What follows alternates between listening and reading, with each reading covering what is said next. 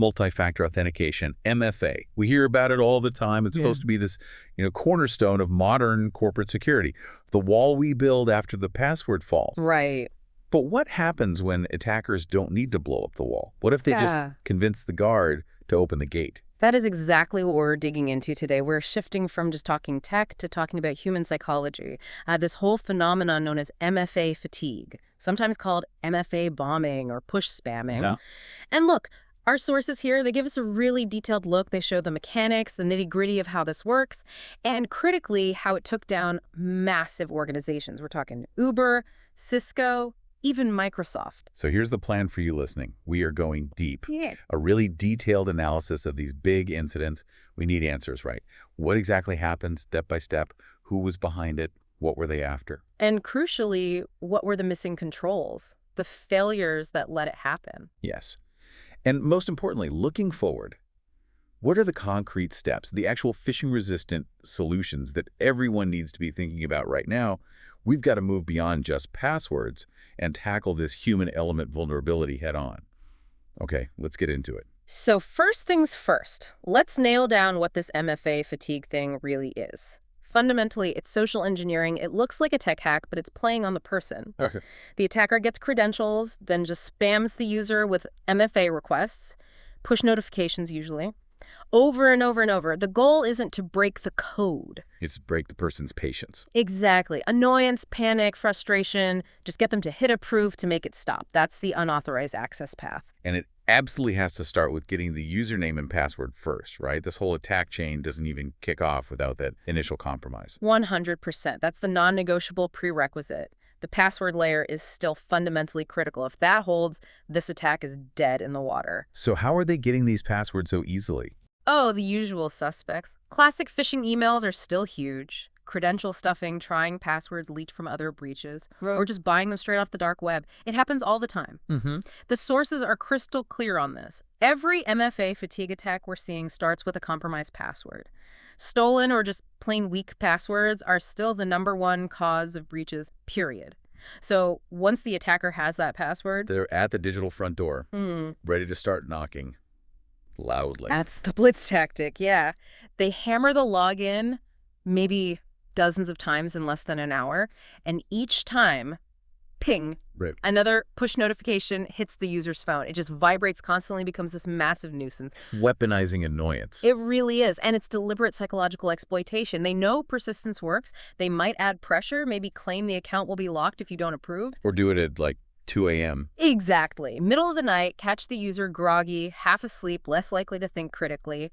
The sheer volume is designed to fatigue you into submission. Microsoft actually did a study. They found about 1% of users will blindly approve the very first unexpected MFA prompt they get. Just click yes without thinking. Wow.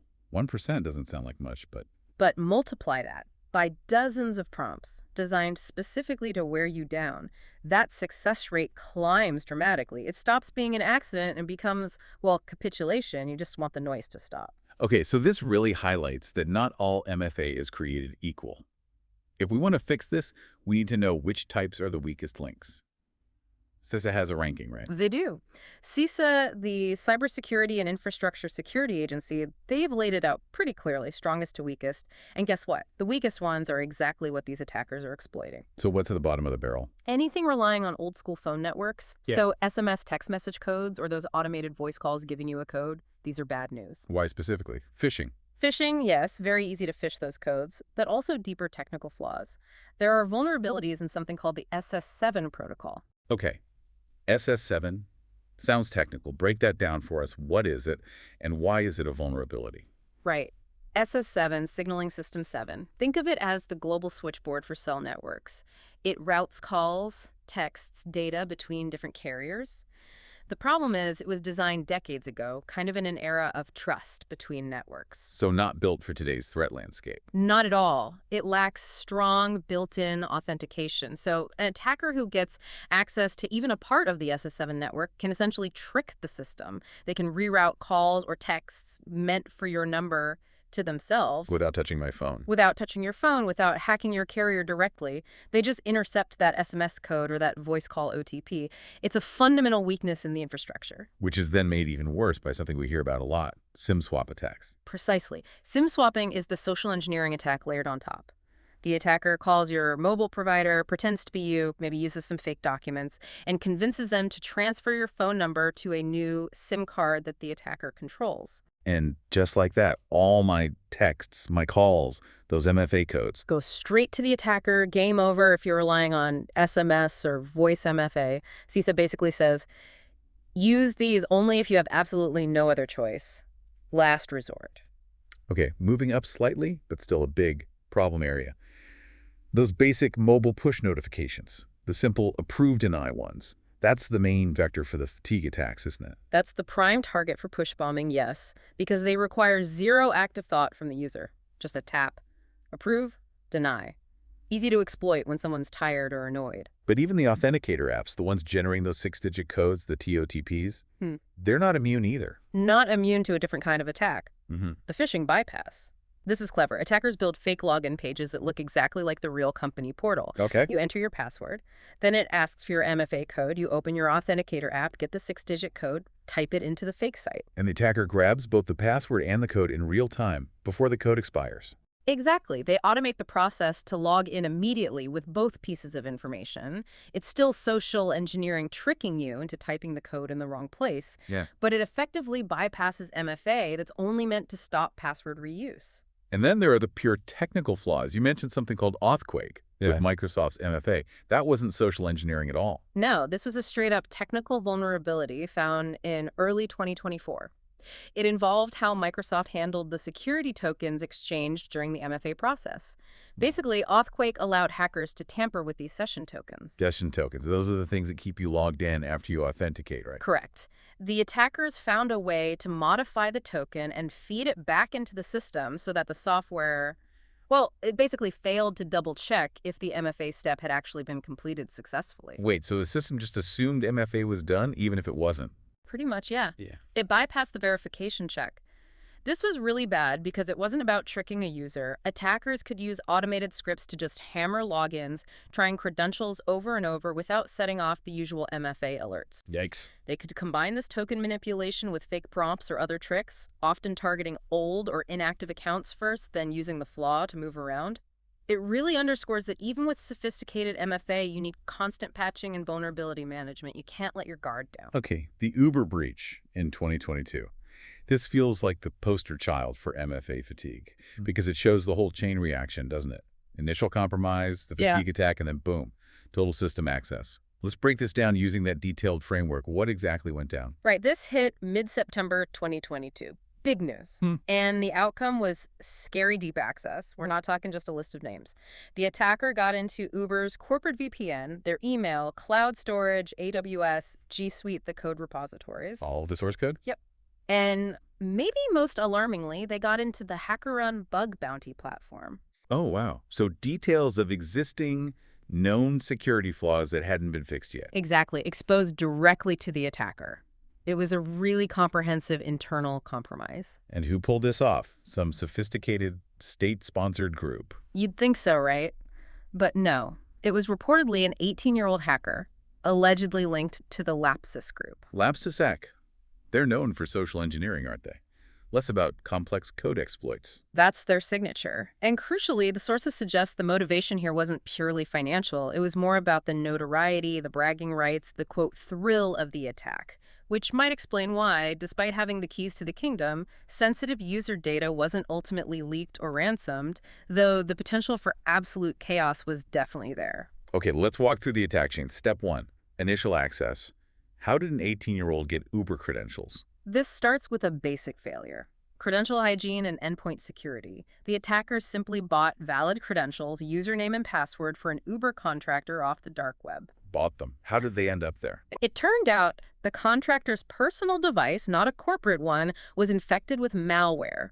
That malware scraped the credentials. So the attacker didn't even have to phish initially. The front door was already unlocked. They just needed the key they bought online. Okay, door unlocked. Step 2, getting past the MFA lock. This is the fatigue part. Textbook execution. With the valid username and password, the attacker just started hammering the login, triggering MFA push notifications again and again and again for over an hour. Just relentless bombing. Relentless. And Uber was using that simple approve deny system, so the attacker just needed the contractor who was getting these prompts late at night remember to finally break. But the fatigue alone wasn't quite enough. There was an escalation. Phishing. Yes, this is where the social engineering got really direct. The attacker actually contacted the contractor on WhatsApp. On WhatsApp? Seriously? Yep, impersonating Uber IT support. They told the contractor, who's probably exhausted and confused by the constant notifications around 1 a.m., that the prompts were just a glitch, a system error IT was trying to fix. And they said, look, just approve the next notification. That'll clear the glitch and stop the alerts. The contractor, under pressure, wanting the noise to stop, thinking they're helping IT, complied. Approved the prompt. And that one tap is it. Yeah. VPN access granted. Hackers inside. Hackers inside. But here's where the story pivots dramatically. Getting in was one thing, but how did one contractor account lead to owning the entire network? This is the really scary part, isn't it? This is where MFA fatigue ends and catastrophic internal security failure begins. Once inside via VPN, the attacker started poking around, standard lateral movement, and very quickly they found a PowerShell script. Okay, a script. Doing what? It was accessible on a network share, and inside that script, hard-coded plain text administrator credentials for Uber's privileged access management system, their PAM solution, Dichotic. Wait, let me get this straight. Admin credentials. For the tool that's supposed to securely manage all the other admin credentials, just sitting in a script. In plain text. Staggering, isn't it? That single discovery was the kill shot. It instantly gave the attacker God mode access, full admin rights across everything. Yeah. AWS, G Suite, internal tools like OneLogin, DUO, everything managed by that PAM system. So the MFA fatigue got them through the front door. But the hard-coded credentials were the master key to every room in the house, just lying on the floor. Unbelievable. So let's summarize the vulnerabilities exploited here. It's a whole chain. It really is. Failure 1, bad credential hygiene, letting the password get stolen in the first place. Failure 2, relying on wheat, basic, push MFA, no number matching, no rate limiting. Failure 3, the human element, susceptibility to phishing, especially off hours. There's a final nail in the coffin. Failure 4, the absolute catastrophic lapse in secure coding and secrets management, hard coding PAM admin credentials. That's a complete breakdown of basic security principles like least privilege. How did Uber even find out? Did their systems catch it? Their security team did see some smoke. They were flagging suspicious network scans, weird logins, so there was some detection happening. But detection got massively accelerated because the attacker basically announced it themselves. What? Remember the motivation, notoriety. The hacker jumped onto Uber's internal Slack channel and started posting messages like, I announce I am a hacker and Uber has suffered a data breach. Shared screenshots of systems they'd accessed. Wow. Okay, that certainly speeds up the incident response. What did Uber do then? Once it was confirmed, the response was pretty fast. Public disclosure came on September 19th, 2022. They confirmed the Lapsus link, stated internal systems were hit hard, but importantly said no sensitive user data seemed to have been exfiltrated or misused. They brought in law enforcement immediately, FBI involved. And containment. Shutting the hacker out. Yeah. Immediate steps were revoking the compromised accounts, isolating the most critical systems, and initiating a massive credential rotation, especially for anything related to that PM system and other admin accounts. Eradication meant hunting for any backdoors the attacker might have left, removing unauthorized devices, really scrubbing the network. How did Uber handle the public relations side? They'd been slammed for hiding a breach before, right? Yeah, the 2016 breach cover-up was a disaster for them. This time, they seem to have learned. They were much more proactive and transparent with disclosures. That definitely helped manage the narrative better. Legally, Uber wasn't directly sued over this specific incident, but their cooperation with law enforcement, especially in the UK, helped lead to the arrest and eventual sentencing of some Lapsus members involved in this and other attacks. The 18-year-old hacker actually received an indefinite hospital order due to his involvement across multiple breaches. Okay, let's talk prevention. What were the key controls missing that could have stopped this whole nightmare? The sources point to 3 huge ones. First, and most obvious, phishing-resistant MFA. If they'd been using something like FIDO2 hardware keys, that stolen password would have been useless. The attack stops right there. Okay, what else? Second, rate limiting on the MFA requests. Just a simple setting. block login attempts after X failed MFA prompts in Y minutes.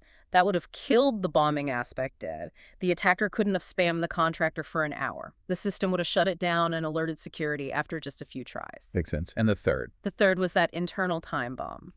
The failure in secure secrets management. Don't hardcode credentials, especially not admin credentials for your security tools. Store them securely. Use secrets management vaults properly. That lapse turned a containable breach into a full-blown catastrophe. So the big lesson from Uber. MFA fatigue was the entry point, but the real damage came from a basic internal security mistake. Absolutely. It underscores that MFA is just one layer. Defense in depth is crucial. You can have a strong perimeter, but if your internal controls, especially around privileged access and lateral movement, are weak, it can all fall apart very quickly. The attacker fought the user for an hour but exploited that script in minutes. Uber is a huge case study, but like you said, they weren't the only ones hit hard around that time. Let's look at some others. Cisco, Microsoft, Twilio, Reddit. How did the Cisco breach in 2022 play out? Similar methods. Very similar in method MFA fatigue combined with phishing, but the initial vulnerability at Cisco, the how they got the password part, was different and highlights a policy issue. How so? The attacker got into an employee's personal Google account, not a work account. And why? Because the employee had synced their Cisco corporate credentials using the Chrome browser's sync feature. Yeah. The credentials were just sitting there in the personal account. Ouch. So the breach started completely outside Cisco's environment, once they had the password from the personal account. Then it was the same playbook. Hammer the MFA prompts until the employee approved. Once in, they enrolled their own devices for persistent MFA access, got VPN, and planted backdoors. What was the impact at Cisco? They stole about 2.8 gigabytes of data. Cisco maintained it was mostly non-sensitive stuff, but it did include things like non-disclosure agreements and internal technical documents. The big lesson there: policy, policy, policy. You need crystal clear, enforced rules. Do not sync corporate credentials to personal accounts or browsers. It's basic credential hygiene, but it needs to be mandated. Okay, what about Microsoft in 2022? Also Lapsus. We know they used a mix of tactics. What stood out there?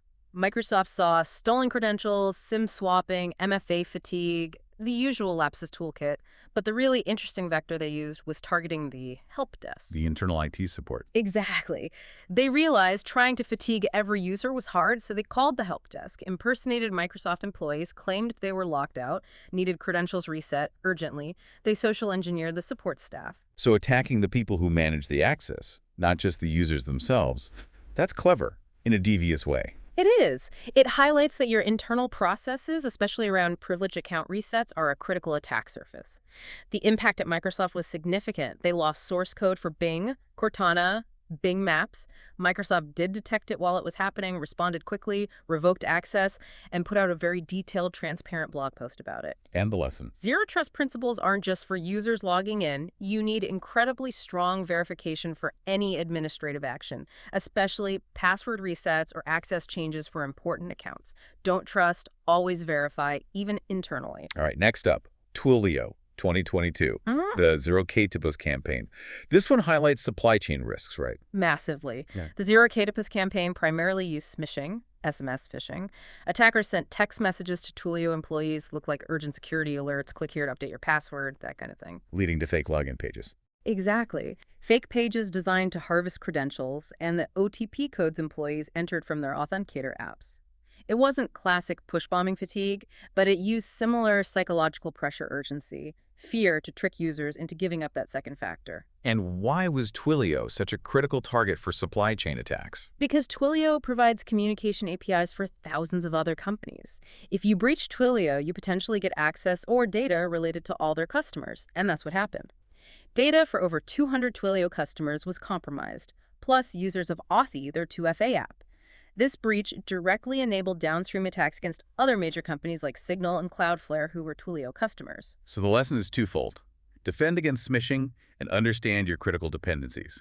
If a supplier like Twilio gets hit. The ripples can spread very far, very fast. Huge supply chain implications. Finally, Reddit in 2023. Less about fatigue, more about phishing the code itself. Right. Reddit faced a very sophisticated phishing campaign. Again, fake login pages.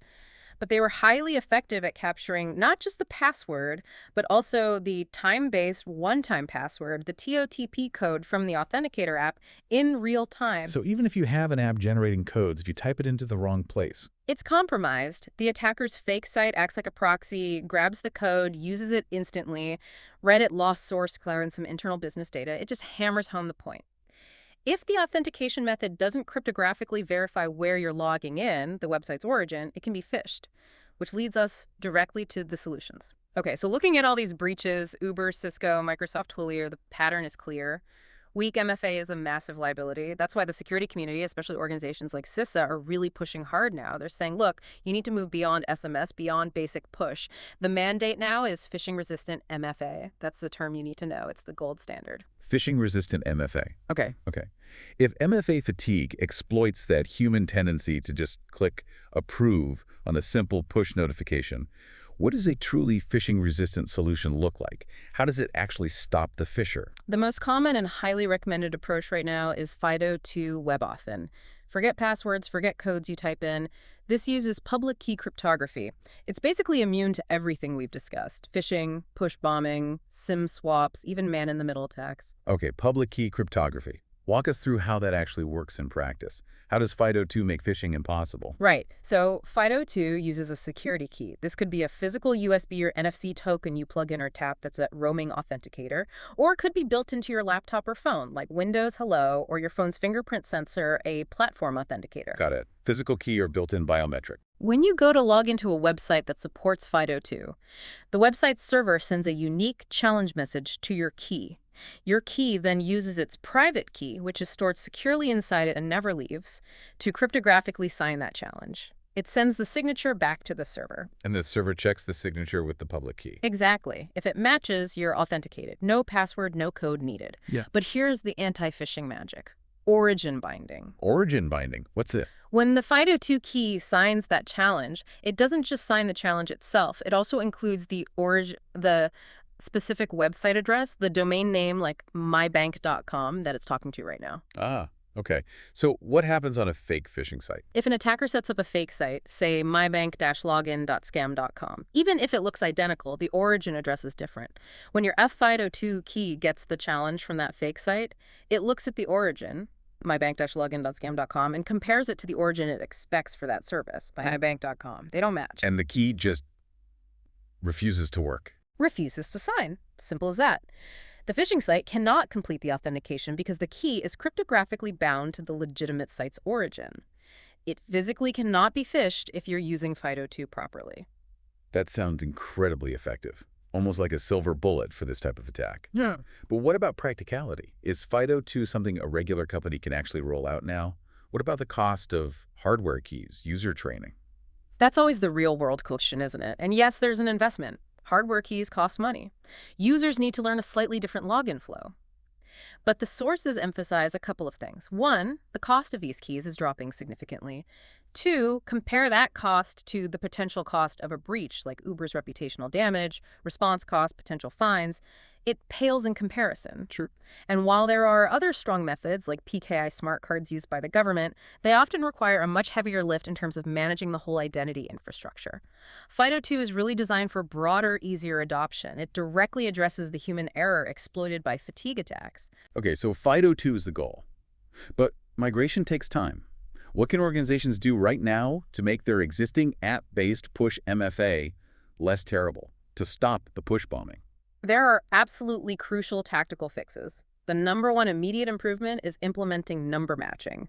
This directly combats that passive approve deny problem. Number matching. Oh. How does that work? How does it change the user's thinking? Instead of just getting a blind approve pop-up, the login screen on your computer shows a number, say 72. Then the push notification on your phone says, login attempt detected. Enter the number displayed on your screen. You have to look at the computer, see 72, then type 72 into the prompt on your phone. Ah, so you have to actively engage and verify. You can't just blindly tap approve to make the noise stop. Exactly. It forces you to confirm two things. One, am I actually trying to log in right now? And two, can I see the correct code on the screen I initiated this from? The attacker spamming prompts can't magically display that number 72 on your phone's notification. It breaks the push bombing model. That seems like a relatively simple change with a big impact. What else? Providing additional context in the prompt itself, that basic approve deny tells you nothing. The prompt needs to show useful info. Where is the login attempt coming from geographically? What device is trying to log in? What application is being accessed? Maybe even recent login history. So if the Uber contractor had seen login attempt, VPN, location, unknown Eastern Europe, time, 1.807 a.m. The red flags would be huge. It gives the user critical data to make an informed decision, even if they're tired or stressed. It helps override that urge to just make the notification disappear. And we absolutely have to stop the bombing part itself, the sheer volume of requests. Yes, and that's rate limiting. This is just configuring your MFA system. Say, hey, if we see more than, say, 3 MFA requests for the same account within 5 minutes, block further attempts and trigger an alert. It's incredibly effective at shutting down the spamming tactic entirely. If Uber had this, the attack likely fails after a few minutes, not an hour of bombardment. Its absence was just fatal. Okay, and then making the system smarter, using data. That's where risk-based or adaptive authentication comes in. The system analyzes each login attempt in real time. Is it from a known device, a typical location, during normal work hours, accessing a low-risk app? And assigns a risk score. Exactly. Low risk. Maybe standard push with number matching is fine. High risk. Like an admin logging in from a new country at 3 a.m. The system automatically steps up the requirement. It might demand a FIDO2 key or require an additional biometric check, or even just block the login entirely pending manual review. It adapts the security based on the context of the attempt. We touched on this earlier, but it feels critical to reiterate. None of this MFA stuff matters if the initial password is weak or stolen. Right. That first layer has to be strong. It's the absolute foundation. You said it earlier. If the password holds, the MFA fatigue attack chain can't even start. Organizations must enforce strong password policies, yes, but more importantly, they need continuous monitoring, checking employee credentials against lists from dark web breaches. If an employee's corporate password shows up in a dump from some other website, You need to force a reset immediately before an attacker buys it and starts the MFA spam. precisely. Neutralize that initial access vector. Stop the attack before it begins. And for the security teams trying to watch all this, Yeah. how do they spot sophisticated attacks, maybe automated ones like that Authquake flaw? You need advanced tools looking at the logs, integrating your MFA logs with your SIEM security information and event management system, and especially UEBA user and entity behavior analytics. UEBF, how does that help here? UEB uses machine learning to build a baseline of what's normal behavior for every user, every device, every application, normal login times, locations, patterns of access. So it spots the weird stuff. Exactly. It spots the deviations. A sudden flood of MFA failures from weird IPs, that's an anomaly. A user suddenly trying to enroll a new MFA device when they never have before. Anomaly. An account accessing systems it never touches. Anomaly. Even subtle things like the pattern of token requests seen in Authquake could be flagged as deviating from normal behavior, even if traditional failed login alerts aren't triggered. And detection needs to lead to rapid response. That's where automation and orchestration come in. Security platforms can be configured to automatically take action when a high-risk anomaly like push bombing is detected, isolate the account, force a credential reset, block the source IP, whatever the predefined playbook says. It takes the response time down from potentially hours, like in the Uber case, to minutes or even seconds. Reduce that attacker dwell time. Okay, wow.